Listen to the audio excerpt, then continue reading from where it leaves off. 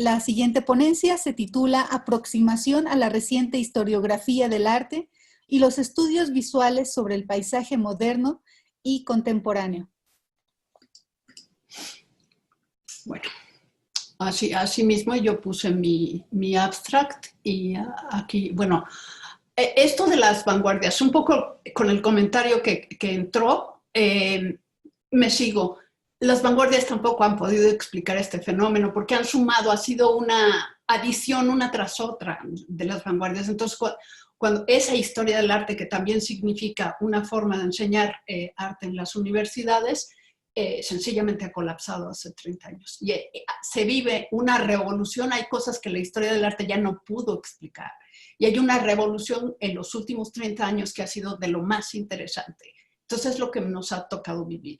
Y dentro de esto, a mí lo que me ha gustado mucho es que como parto del análisis de obras concretas, los estudios visuales han avanzado mucho en la manera de ver y teorizar. Una imagen es una teoría y una imagen al lado de otra imagen son teorías que se explican una a la otra.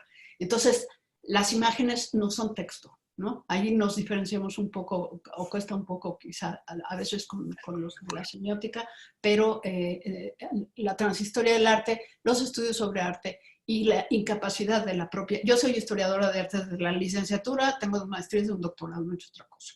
Sin embargo, la historia del arte no ha podido explicar el cambio que yo acabo de mostrar y en el que voy a seguir abundando, y donde yo encontré, en lo único, donde yo he encontrado una teoría que me ayude a explicar este cambio de percepción, ha sido en Thomas Kuhn, que es historiador de la física, ¿no? Fue historiador de la física.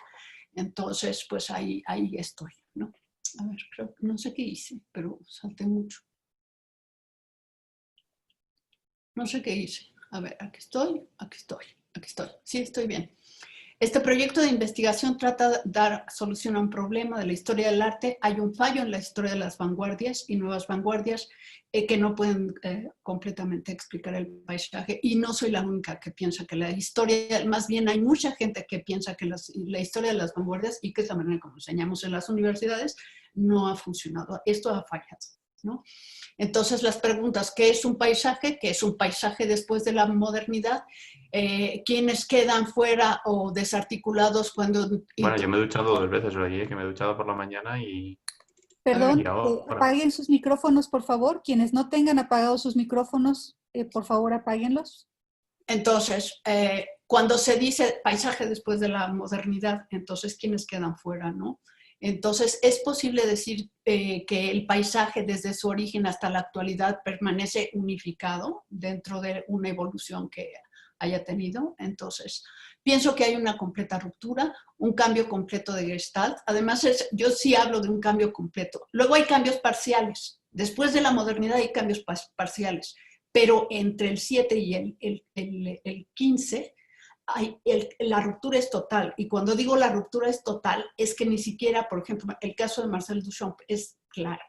Él mismo pensaba que lo que estaba haciendo ya no era arte, ¿no?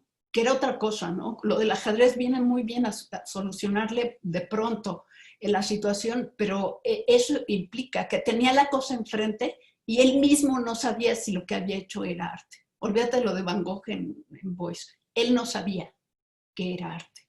Después es que vino componiéndose la cosa y ahora todo el mundo depende de lo que hizo él en este momento.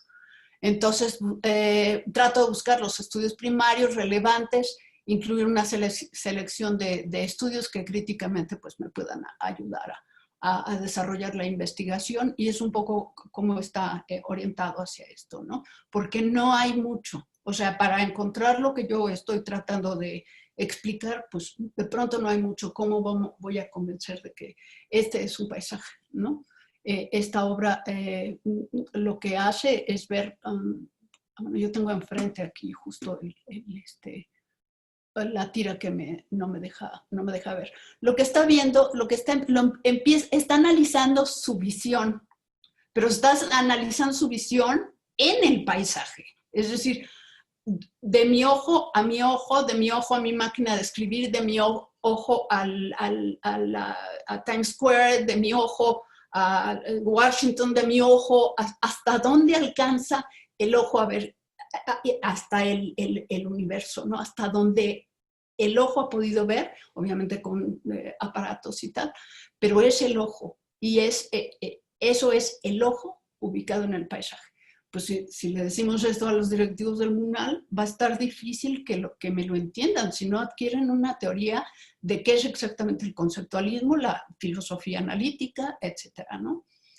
Entonces, bueno, aquí tenemos uno de los ejemplos más, de una de las historiadoras de arte, francamente, con uno de los acervos más interesantes, y lo que ella dice, bueno, es que se tiene que llamar land art, porque si no entra en conflicto con el arte, ¿no?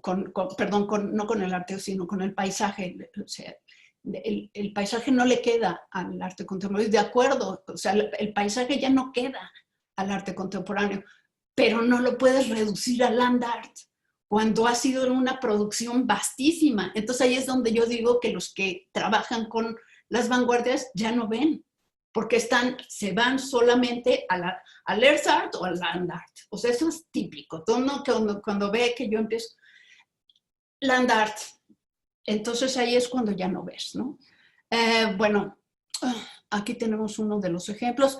Esto que se empieza a mencionar, hay obras que no entran en los museos, no, pero los museos, algunos se han salido. Por ejemplo, este que es el doble negativo de Michael Heiser, es una obra que adquirió el Museo de Arte Contemporáneo de Los Ángeles. Y ellos es una pieza como cualquier pintura, y ellos están obligados a darle conservación. Entonces tú dices, bueno, aquí algo ha pasado en el Museo de Los Ángeles, ¿no? Estas son, bueno, ejemplos de la literatura, son ejemplos importantísimos, yo no voy a decir que no. Son ejemplos que después de la posguerra, en el que no se sabía qué había sucedido, empezaron a compilar con mucho trabajo los textos de los artistas, y a los cuales les debemos mucho, ¿no? Pero hay cosas que no han explicado, ¿no? Entonces aquí pongo otros ejemplos.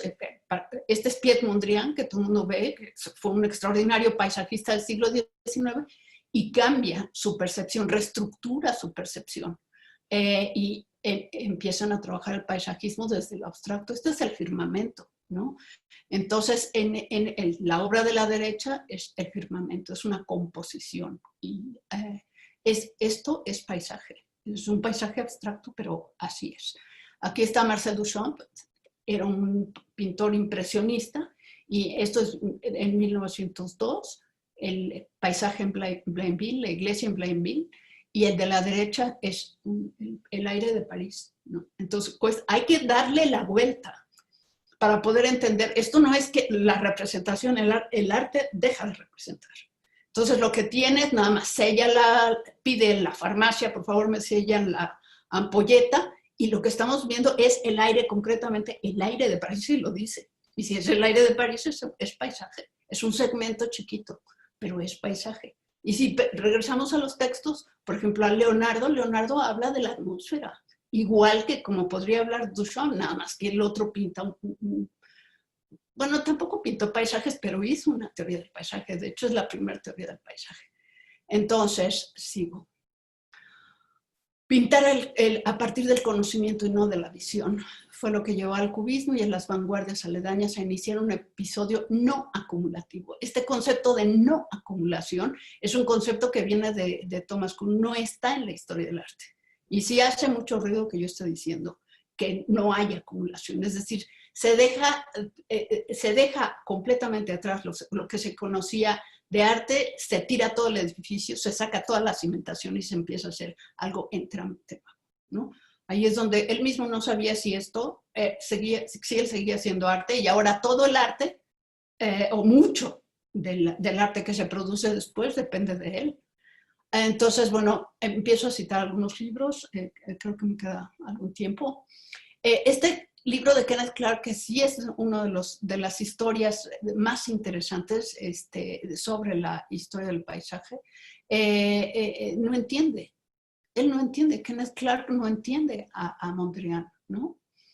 Entonces dice, pues, no me puede convencer con esta abstracción de que esto sea un paisaje. O sea, no tiene como bases firmes para decir eso, porque la cita de abajo es una cita de realidad natural, realidad abstracta de Mondrian, que como todo el mundo sabe, él escribió mucho, dice en este diálogo que es como una obra de teatro, ¿no? Como usted ya no pinta del natural, dice al contrario, la naturaleza me emociona profundamente, es solo que la pinto de otro modo. Y eso es lo que muchos no logran ver. Tienen que cambiar su percepción, ¿no? Entonces, este cambio, digamos, no acumulativo, es un cambio de principios del siglo XVII. Yo creo que yo todo esto lo expliqué, ¿no? Entonces, imaginemos nuevamente a Van Gogh aquí. No, sin teoría no hay manera de entrarle, ¿no? Entonces, aquí están los libros. Tensión Esencial tiene, de Thomas Kuhn, tienen un congreso como en los años 50, muy interesante, de ciencia y arte, paralelismo de ciencia y arte. Y a mí, una cosa que me ha ido muy bien es que yo lo que hice fue al revés. Yo hice todo lo contrario. Yo me puse a estudiar cuánto arte conocía Kuhn, cosa que no se había trabajado. ¿Cuánto arte conoció Kuhn? Y conoció mucho arte. O sea, realmente muchas cosas lo influyeron de Gombrich, ¿no? Y a su vez, Gombrich pues era alumno o discípulo de Karl Popper, ¿no? Pero entonces lo publiqué y ahí me ha ido muy bien. He recibido bastante buen diálogo ahí sobre todo con el Art Institute of Chicago, con James Elkins. A ver, esto lo escribe Marcel Duchamp. Dice, paisajismo geográfico, a la manera de los mapas geográficos, pero el paisajista desde lo alto de un aero, después de un viaje por los sitios, 400 kilómetros, notas tomadas, es decir, por ejemplo, el número de casas de cada pueblo, o también el número de sillas de Luis XVI en cada ciudad o en cada calle. El paisaje geológico, con perspectiva o sin perspectiva, vista desde el plano, como en los mapas, podría registrar toda clase de cosas, obtener una leyenda, tomar un aspecto estadístico. También existe el paisajismo geológico, terrenos, distintos colores, distintos. Dice que mina el paisaje meteorológico, la barometría, la termometría, y les aseguro que muchos de los que pasaron ya sus ponencias se identifican con alguna parte de esto, y lo está diciendo en 1911, ¿no? Una cosa así es, sí 11 en el infinitivo. Entonces, por ejemplo, pongo James Turrell, pues este cuate estaba haciendo lo que decía Marcel Duchamp, viajaba, él aprendió a volar un avión, iba de Canadá a México buscando el cráter donde iba a ser el Rosencrantz, que escogió el desierto pintado en Arizona, ¿no? Y que es un observatorio natural, ¿sí? Entonces, bueno, me lo salto. Esto ya no tengo tiempo, bueno, sí, un poquito. Ansel Kiefer, sí tengo un poco de tiempo, ¿no? Bastante. Ansel Kiefer, Cauterización del Distrito Rural de Bungen. Esto es un trabajo que a mí me encantó. Es decir, es difícil ver paisaje en esto si no tenemos la información, hay que levantar toda la información. Pero ¿dónde yo encuentro las pistas? Aquí me lo está diciendo. Esta es cauterización en el Distrito Rural de Bungen. Entonces hay que irse también a ver toda la otra obra de Kiefer. Hay que ver qué pasó en Bungen, hay que ver qué pasó en la densidad histórica en Bungen, porque claro, ahorita es un paseo turístico, pero cuando los ingleses entraron al término de la guerra, que es cuando nace Kiefer, que es en 1945, todo el territorio había sido exactamente como está esto, cauterizado, ¿sí? Todo estaba quemado porque tenían las bombas incendiarias y tenían las bombas expansivas y quemaron absolutamente todo el territorio. Entonces, claro, él pide una explicación a la generación de los padres de qué ha sido este lugar donde yo he nacido, y es absolutamente interesante. Yo pienso que este es uno de los grandes paisajistas en este momento. Ha rascado el territorio alemán, ha sacado aviones, ha hecho una cosa y tiene un museo dedicado a esto, ¿no? Además ha hecho mucha pasta y todo lo ha dedicado a seguir trabajando el paisaje, ¿no? María Eugenia, sí, porque lo preguntaste, te comento, tienes todavía 10 minutos para tu exposición y 5 más para preguntas. Vale. Entonces, vuelvo al libro de Jan, porque quiero relacionar que hay libros. Esto lo estoy trabajando recién. Pues Jan, como les dije, vive en la Ciudad de México, es un gran colega, y él trabajó esto con Seamus Heaney. que también, bueno, pues ellos hacen referencia a la Eneida, que es la rama dorada. Todo este asunto es la apertura para el paisaje, ¿no? Creo que no se había mencionado, no sé, igual se me pasó, la rama dorada es un signo importantísimo, ¿no? Mark Rothko, para nuevamente hacer referencia que las abstracciones son paisaje también. Y la entrada, esto es Giovanni Anselmo, la obra es entrar en la ópera, y es el mismo entrando en la ópera, ¿no?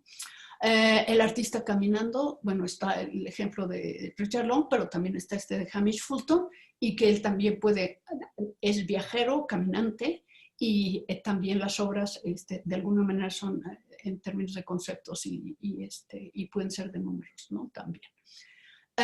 Y a ver, este ejemplo me gustó mucho porque son los grandes paisajistas del siglo XIX, Cézanne y Pizarro, y la diferencia es que estos cuates no tenían manera de ver que no era necesario pintar el lienzo. Qué bueno que pintaron el lienzo, no digo que no, pero no era necesario pintar el lienzo para tener un paisaje y eso no era posible verlo. Es decir, lo que no era considerado obra de arte ahora es considerado obra de arte, ¿sí?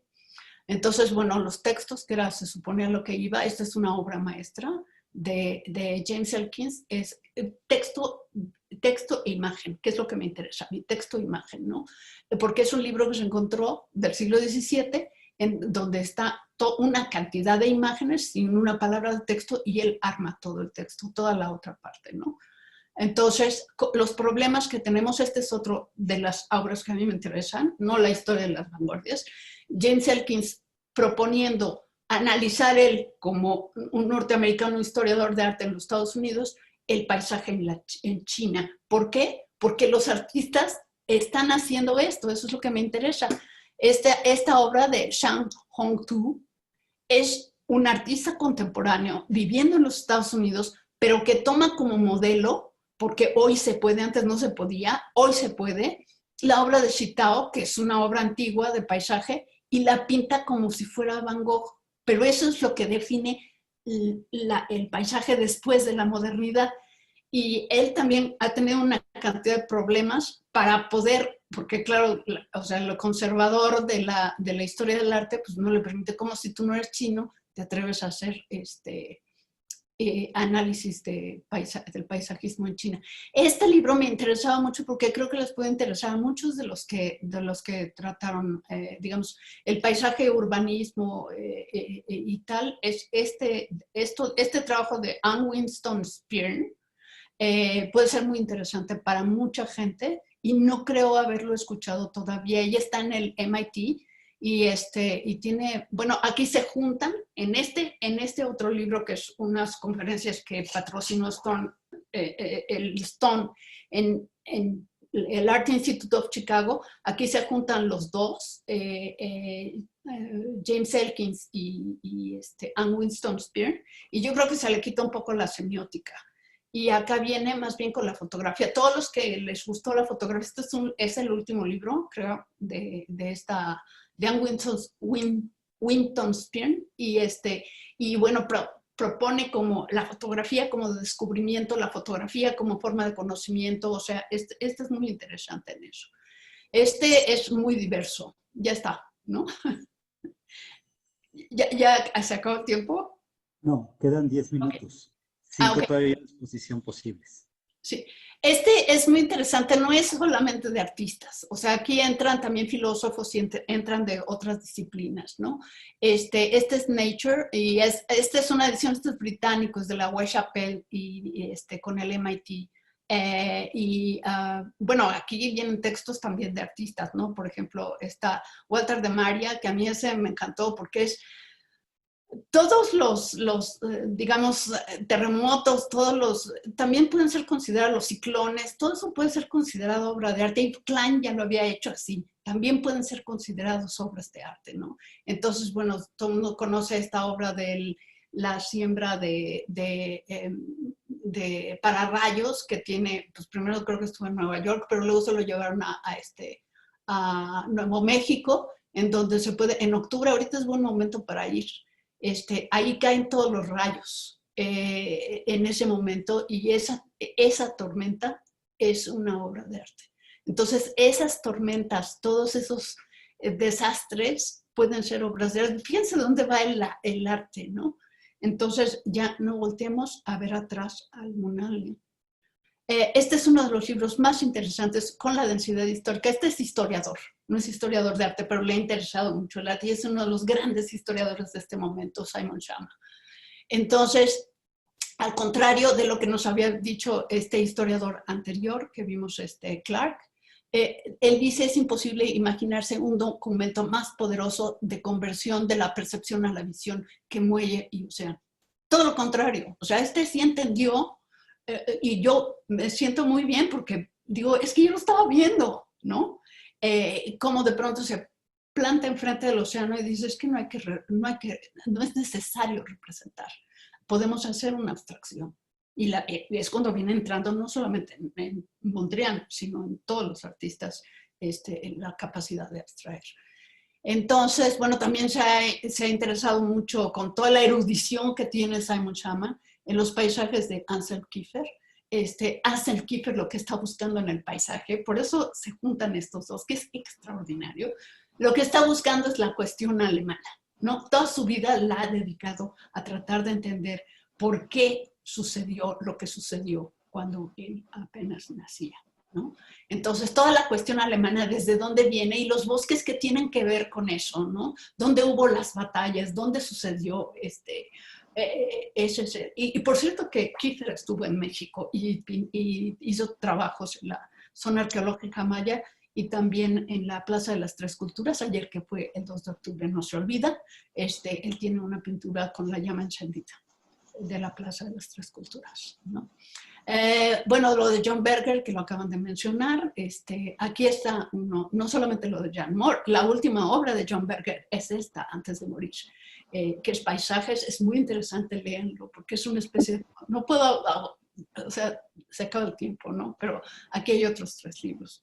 Me voy rápido. Michel Foucault es muy interesante para entender la diferencia entre las palabras y las cosas, lo que es la modernidad y la posmodernidad. Leo Lowenthal en la Escuela de Los Ángeles, bueno, museos de siempre sobre. Me urgía, nada más lo dejo ahí, aquí acabó y me voy. Lo de John Cage, el Atlas Eclipticales de Benjamin Beckbar, que son los planos de los mapas de las estrellas, y el Atlas Eclipticales en concierto. Entonces creo que me tengo que ir ya, ¿no? No, en realidad estás terminando apenas tus 25 minutos. Ok.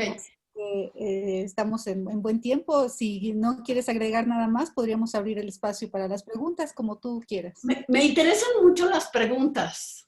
Muy bien. Si las hay. Bien, tenemos algunos comentarios. De Marta Linaza, muy interesante tu presentación, bravo.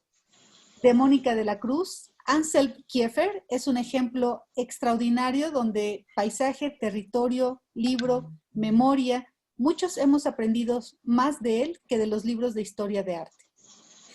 De Mónica de la Cruz, el libro de artista, libro objeto, etcétera, que es también paisaje, conceptual, visual, lingüístico, etcétera, es algo que hemos trabajado mucho en México, pero que no se ha considerado, salvo a los mismos de siempre.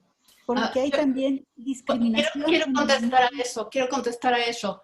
En el doctorado interinstitucional en arte y cultura tenemos una línea que analiza y tenemos tesis doctorales ahí con Julia Akhmadieva, y yo colaboro mucho con ella, que sí analiza libro artista, ¿eh? Entonces, están saliendo tesis doctorales de ahí. Sí. Mónica de la Cruz está con nosotros, si quisiera comentar un poco más de esta anotación que tuvo. A ver, Mónica, ¿qué fue lo que dijo? Perdón. Hola, déjenme, me pongo, perdón, estoy toda fachosa, perdón. No importa. Hola María Eugenia. Mira, yo vengo de la Facultad de Arte y Diseño y de hecho trabajo con el doctor Daniel Manzano, que es uno de los pioneros, justamente de ahí han abrevado el primer, Julia y demás. Es de hecho el primero que lleva los libros de artista, los libros alternativos a Morelia. Y bueno, efectivamente conozco el trabajo de Julia, de la UNAM también han salido, bueno, se han formado los que ahora son muchos creadores. Y por eso lo insisto, creo que hay una gran discriminación y seguimos trabajando con las mismas gentes y no se está haciendo realmente una investigación, Sí, digamos, más colegiada, más académica de todo lo que se está produciendo. Se están generando cuestiones muy interesantes. Yo sé que Julia está haciendo, como lo hizo Daniel en la Politécnica de Valencia. De hecho, es el creador del primer reposorio de libros en Valencia, aunque la UNAM, como tú dices, por ejemplo, no lo ha querido hacer en nuestra biblioteca, cosa absurda.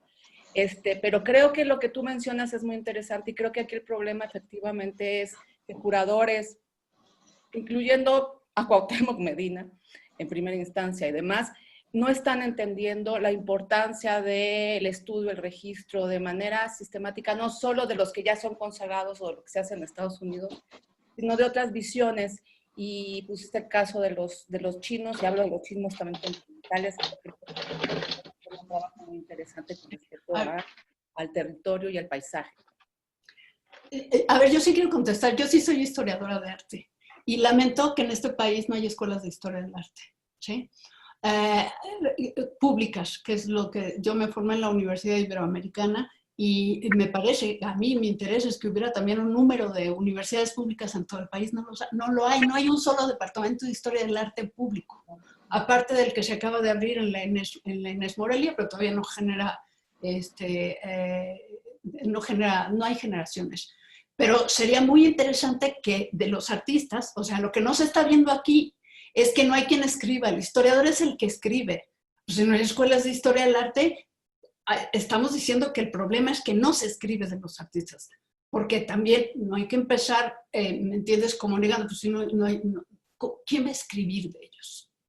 Sí, lo primero que hacemos es decir que no haya, ¿no? No hay departamentos. Yo todos los días digo en la Universidad de Guanajuato, no hay un departamento de historia del arte. Se sabe, lo voy a decir muy claramente, saben más en el Art Institute of Chicago que no hay un departamento de historia del arte en la Universidad de Guanajuato, y en la Universidad de Guanajuato, como en todas las otras universidades, tampoco saben que no tienen un departamento de historia del arte.